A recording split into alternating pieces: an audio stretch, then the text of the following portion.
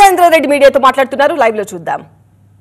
ముఖ్యమంత్రి గారు కానీ మా మహిళా సోదరిమణులు, మా మహిళా మంత్రివర్యులు, మా అక్కలు, మా చెల్లెళ్ళు, మా ఇద్దరు అక్క చెల్లెలు ఇద్దరు ఎవరైతే ఉన్నారో సీతక్క గారు కానీ సురేఖ గారు కానీ తప్పకుండా మీ ముఖ్యమంత్రి గారు చెప్పి ఆ హుందాతనాన్ని ప్రదర్శించమని మరొకసారి కోరుతా ఉన్నాను. మీడియా సోదరులకు నమస్కారం. అలాగే ఈ సమావేశంలో ఇప్పుడే అన్ని విషయాలు మాట్లాడిన గౌరవనీయులు మాజీ మంత్రివర్యులు శాసనసభ్యులు సబితా ఇంద్రారెడ్డి గారికి, ఇంకో మాజీ మంత్రివర్యులు పెద్దలు సునీతా లక్ష్మారెడ్డి గారికి, అలాగే గౌరవ పెద్దలు వాణిదేవి గారికి, సుశీలారెడ్డి గారికి, అలాగే మీడియా సోదరులందరికీ పేరు పేరు నమస్కారం. గౌరవ మాజీ మంత్రివర్యులు చాలా విషయాలు చెప్పారు. మహిళలకు సంబంధించి కేసీఆర్ గారి పాలనలో మహిళలను ఏ విధంగా గౌరవించుకున్నాం, కాపాడుకున్నాం. ఈరోజు ఒక మరి మహిళల మీద దాడులు కానీ మానభంగాలు కానీ ఏ విధంగా జరుగుతున్నాయో మీ పత్రికల ద్వారానే చూస్తూ ఉన్నాం. మహిళా మంత్రులు నిన్న జరిగిన సంఘటన మీద మాట్లాడే ముందు 8 నెలలుగా జరుగుతున్న సంఘటనల్ని కూడా ఖండించాలి, వాటిని అరికట్టే చర్యలు తీసుకుంటే బాగుంటుందని సూచిస్తున్నాం. అలాగే ఈ రాష్ట్రంలో నిజంగా మహిళలకు అవమానం జరిగింది, అన్యాయం జరిగింది అంటే ఇది రేవంత్ రెడ్డి గారి పాలనలో జరిగింది.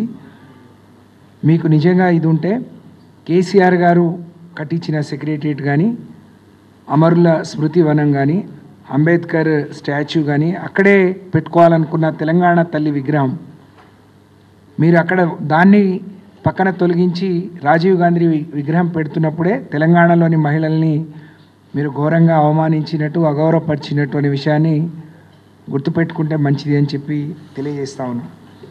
అలాగే మరి ఈరోజు రుణమాఫీ గురించి, హరీష్ రావు గారి రాజీనామా గురించి డిమాండ్ చేసే ముఖ్యమంత్రి గారు ఒక్కసారి ఆలోచించాలి. నిజంగా రాజీనామా చేయాల్సి వస్తే రేవంత్ రెడ్డి గారు రాజీనామా చేయాలి.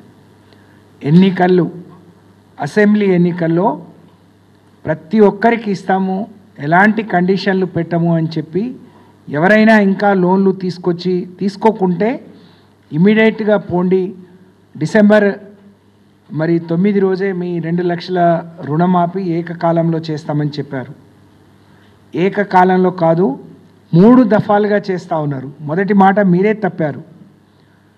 ఆ రోజు మొదటి రోజు చెప్పినప్పుడు 40,000 కోట్లు అని చెప్పారు. తర్వాత జరిగిన క్యాబినెట్లో 31 కోట్లు ఇస్తాము. అలాగే ఈ క్యాబినెట్ కమిటీ కూడా అందరి అభిప్రాయాలు సేకరిస్తుంది. పెద్ద పెద్ద భూస్వాములు, ఇన్కమ్ ట్యాక్స్ కట్టే వాళ్లకు తీసేస్తే 31 కోట్లు మరి రుణమాఫీ సరిపోతుంది అని చెప్పి క్యాబినెట్ తర్వాత స్వయంగా రేవంత్ రెడ్డి గారు చెప్పారు. కానీ బడ్జెట్ వచ్చే నాటికి 26 కోట్లకే